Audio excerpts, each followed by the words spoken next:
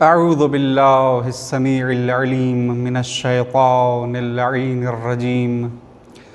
بسم اللہ الرحمن الرحیم الحمد لأہلہ والصلاة والسلام علی اہلہا واللعنۃ الدائمۃ الابدیۃ علی اہلہا اما بعد فقد قال اللہ تبارک وتعالی فی القرآن المجید اعوذ باللہ السمیع العلیم من الشیطان الرجیم یا ایہا الذین آمنوا کتب علیکم الصیام کما کتب علی الذین من قبلکم لعلکم تتقون۔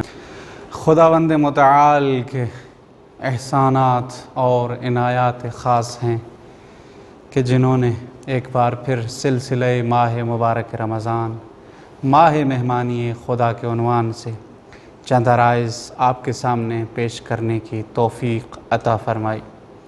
خداوند متعال کی بارگاہ میں یہ دعا ہے کہ ہماری عبادات، طاعات، مناجات اپنی بارگاہ میں قبول و مقبول فرمائے۔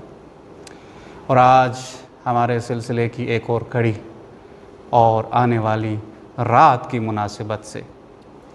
جو موضوع منتخب ہوا ہے، جسے شب قدر کیا ہے اور اس کی اہمیت کے عنوان سے چنا گیا ہے۔ مختصر طور پر ہم اگر شب قدر کی تعریف کریں اور اس کی معنی اور مفہوم بیان کریں تو یوں کہا جا سکتا ہے کہ شب قدر ایسی رات کو کہا جاتا ہے کہ جس رات میں انسان کے اختیار اور ارادے سے انجام پانے والے افعال اور اعمال کو ایک سال کے لیے حتمی شکل دی جاتی ہے۔ جس طرح ہم کوئی لیٹر خط لکھتے ہیں اور نیچے مہر اور دستخط کرتے ہیں تاکہ اس کے آگے اور کچھ نہیں،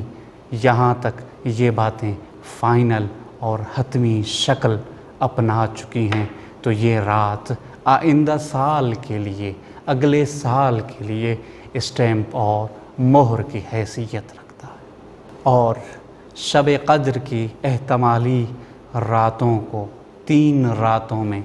روایات نے منحصر کیا ہے: شب 19، شب 21 اور شب 23۔ احتمال زیاد جو ہمارے علماء نے دیا ہے وہ یہ دیا ہے کہ شب قدر احتمال زیاد کی بنیاد پر 23 کی شب کو کہا جاتا ہے۔ شب قدر وہ رات ہے کہ جس میں قرآن مجید کو عالم عرش علا سے خداوند متعال نے قلب نازنین حضرت محمد مصطفیٰ پر نازل فرمایا۔ اس کے ساتھ ساتھ نیکی، بدی، خیر ہو یا شر، ولادت کسی کی ہو یا پھر ان کا اس جہان سے چلے جانا، رزق و روزی میں وسعت ہو یا پھر اس میں تنگی، اطاعت، معصیت اور گناہ، ہر حادثہ اور سانحہ جو آئندہ سال تک رونما ہونے والا ہے، انسانی اختیار اور ارادے کے ساتھ اس شب میں یہ سارے اعمال اور افعال مقرر اور معین کیے جاتے ہیں۔ اسی وجہ سے یہ رات، یہ شب ہر سال تکرار ہوتی رہتی ہے اور انسانی مقدرات حتمی شکل اختیار کرتے ہوئے نظر آتے ہیں۔ عبادت ہو یا پھر معصیت، اطاعت ہو یا گناہ، نیکی ہو یا بدی ہو، اسی رات میں مقدر اور معین کیے جاتے ہیں۔ یہاں تک کہ روایات میں ہمیں یہ ملتا ہے کہ اس رات میں عبادت اور اطاعت ربانی کرنا، مناجات، راز و نیاز کرنا آئندہ سال کے ہمارے رزق اور روزی میں وسعت کا باعث بنتی ہے۔ ہمارے درجات میں بلندی کا باعث بنتے ہیں، یعنی یہ رات ہمارے آئندہ سال کو چمکانے میں، بہتر بنانے میں اچھی اور خاصی اہمیت رکھتی ہے۔ یہ کہنا بجا ہوگا کہ شب قدر وہی شب ہے جو نیکی اور بدی، سعادت اور شقاوت، نیک بختی اور بدبختی کے درمیان حد فاصل ہے، وہ جو فاصلہ رکھتی ہے وہی ایک ہی شب ہے۔ جس طرح ہم واقعہ کربلا میں دیکھتے ہیں کہ ایک ہی شب میں جناب حر علیہ السلام کا سفر طے کرتے ہوئے نظر آتے۔ روایات میں یہ لکھا گیا ہے کہ اسی شب آئندہ برس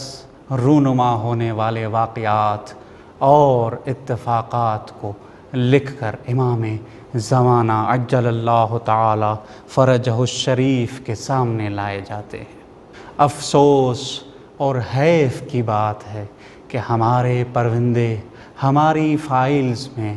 امام علیہ السلام کو ہر چیز ملے لیکن فرما برداری نہ مل سکے، تو روز قیامت امام زمانہ علیہ السلام کو کیا منہ دکھائیں گے؟ الاجل کہنے والی زبانیں گلا، غیبت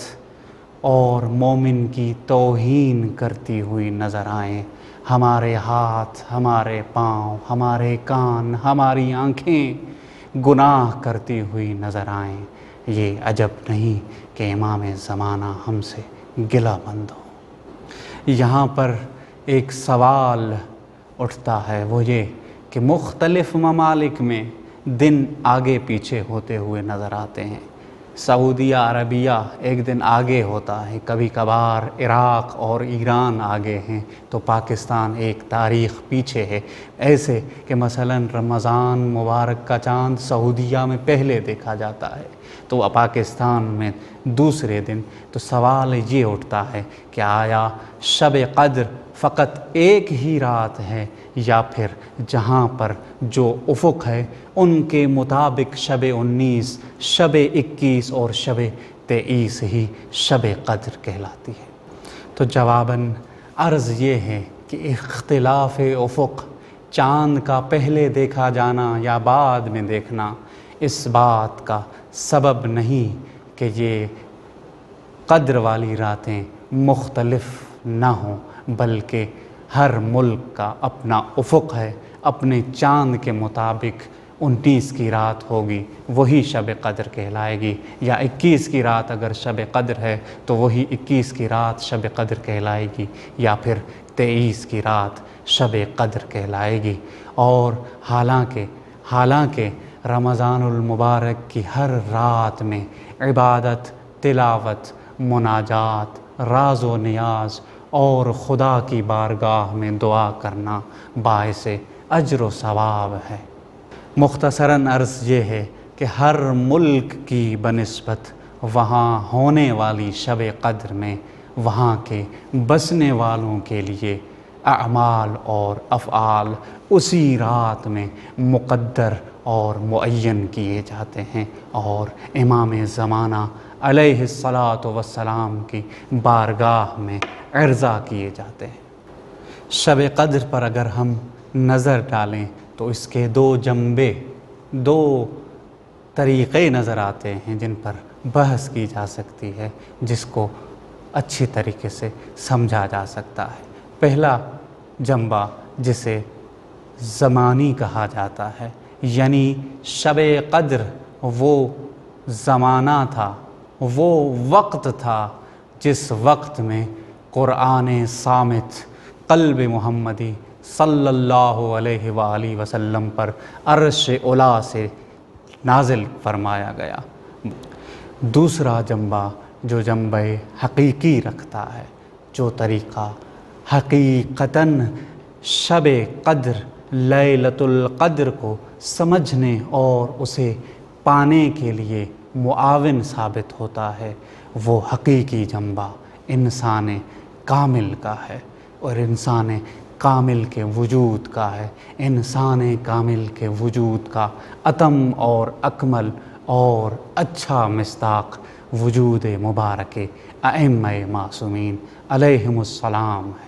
اور یہی انسان کامل وجود، یہی انسان کامل قرآن کا ظرف کہلاتا ہے، جہاں یہ قرآن خداوند متعال نے نازل کیا تھا۔ یعنی جو بھی شخص چاہتا ہے کہ لیلۃ القدر کو، قدر والی رات کو درک کرے، وہ اپنے امام زمانہ کی معرفت حاصل کرے۔ والسلام علیکم ورحمۃ اللہ وبرکاتہ۔